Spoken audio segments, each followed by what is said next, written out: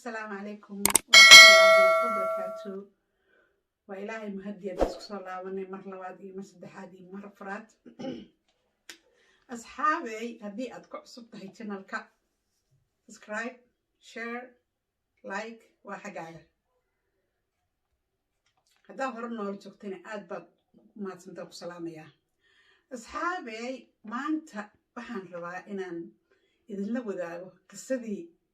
وتيال إسحاسوستا قيبتيدي لباد ما ربا إنان إذن لوداغو أصحابي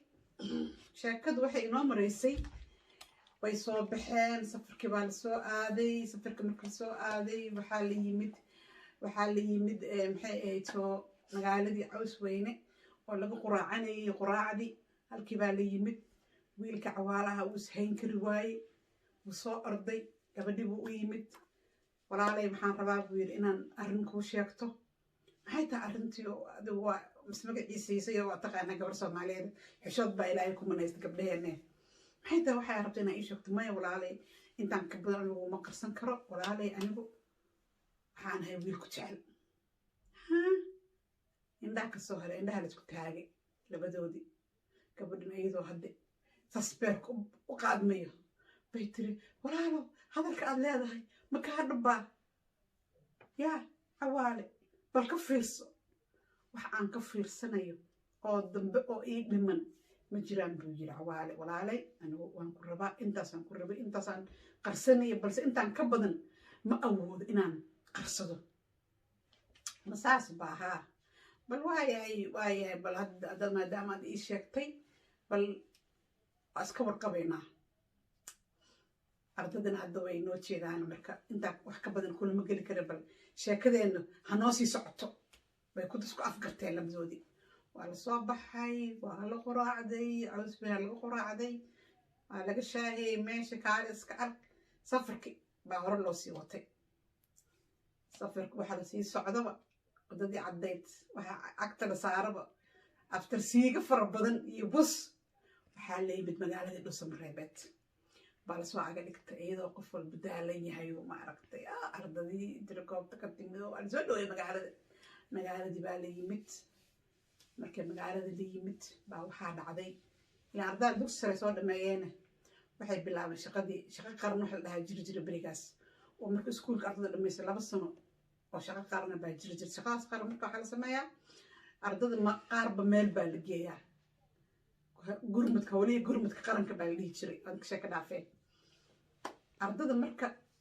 qaarba meel baa lagu qoraa qaar waxaa lagu qoraa xeryaha militariga qaar waxaa lagu qoraa iskuulada qaarba meel ka soo kala fadhiyaa wiilka cawaala ahaa waxaa lagu qoray dugsiga hoose dhexe ee horseed la oran jiray ninkii yaqaanay ee dhusmareeda isbuujiga aad meesha ku jirtaan dugsiga hoose dhexe ee horseed baa macallin looga dhigay gabadhii maxay ahayd cadar ahaydna waxaa la geeyay dugsiga sare ee dhusmareed inay macallin ka noqoto iyadana markaa la kala qaadan marka ardada midba meel baa la geeyay waa la joogay asxaabay waxaa soo kordhay arrin kale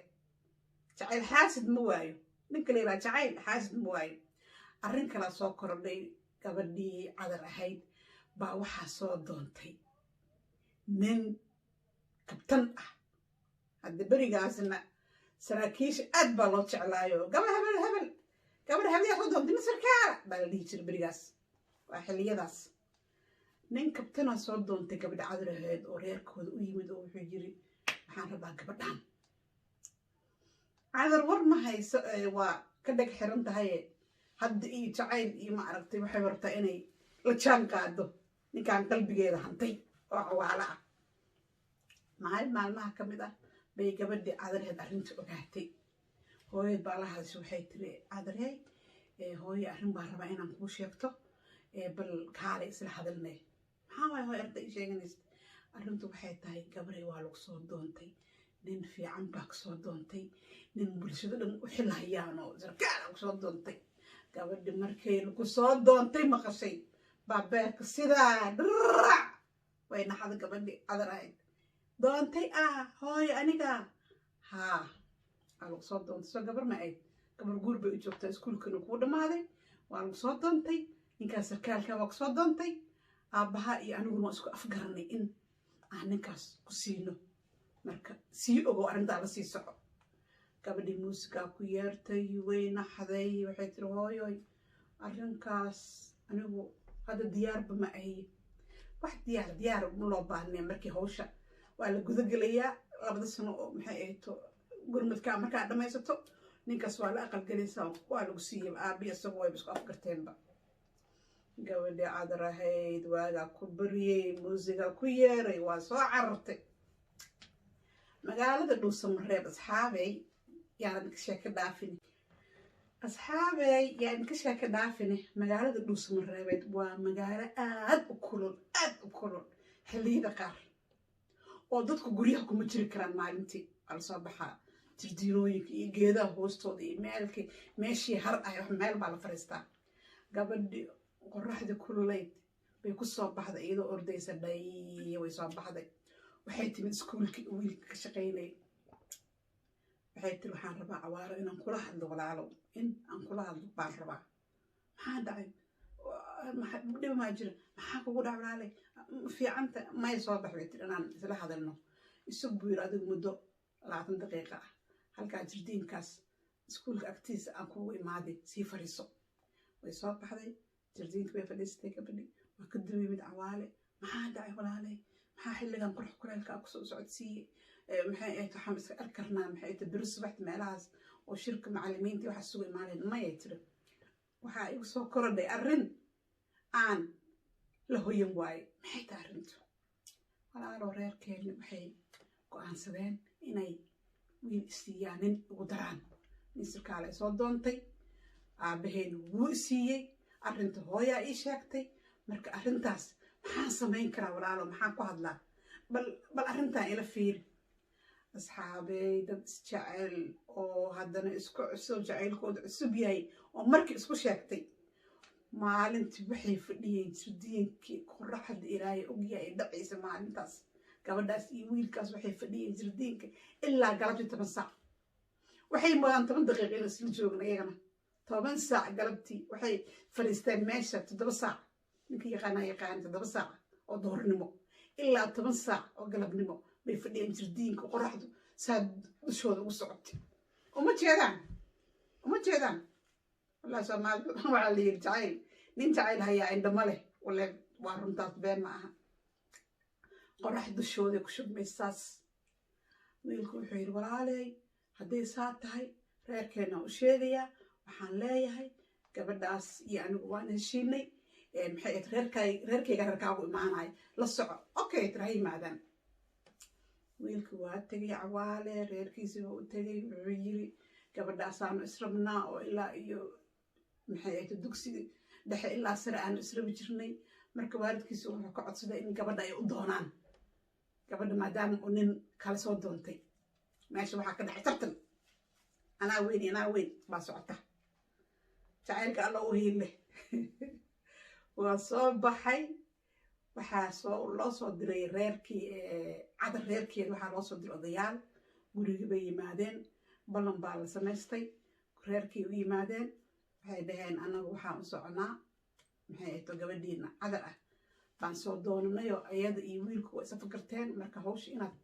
idinkuna nala socotaan kuwaalid ahaan war joojiya wiilkee Cawaale ma wiilka xunu ciyaar iskuulka war gabadheena waxaa soo doontay nin madax aho sarkaal aho maxay tahay ciyaar iskuulka iyo war arday iska baxa waa inta soo lagu odeen garabkiina la hagalo annaga gabadheena jaanin war gabadheena sarkaal soo doontay badaaya ciddi karaamada ayaa laga qaaday Cawaale reerkiisa wajigabax ay kala kulmeen meeshii iyagoo hoos fooranaya hoos u jeeda waa cagijiid ah ay ka soo baxeen gurigii waa guriga cadar reerkooda waa la joogay guriga way yimaadeen Cawaala loo yeeray waxaa la yiri wax aadan hubin baad nagu fadeexaysaa li reerka say noola hadleen gabadhaas mar dambe ha noo soo qaadin ma rabno gabdha asaaga ha buuxo gabdha waxaa jira maxay eeto aan nabada unta kana sharaf leh roorkooda ku siinayaan cadar dambe ha noo soo sheegin wiilkii canan indhaha looga dhacay wiilkii oo yin halkii oo jabsaday anigu saama ogeyn gabadha way rabtaa way jeceshahay anna waa jecel war naga tagaali waxa ogtaha ma lehe naga aamus jacaylka sheegas waa maxay soco waxaan adib lahayn baa tahay naga karaamada naga qaado reer xunoo naga si xun noola soo hadla noo dirta gabadhaa dambe hadalkeeda noo soo qaadin asxaabay qaybtii labaad maanta wejiyaal isxasuusta nagama dhammaano qisadu la soco qaybta saddexaad halkaas ayaa maanta kusoo gabagabaynayaa assalaamu calaykum waraxmatullaahi wabarakaatu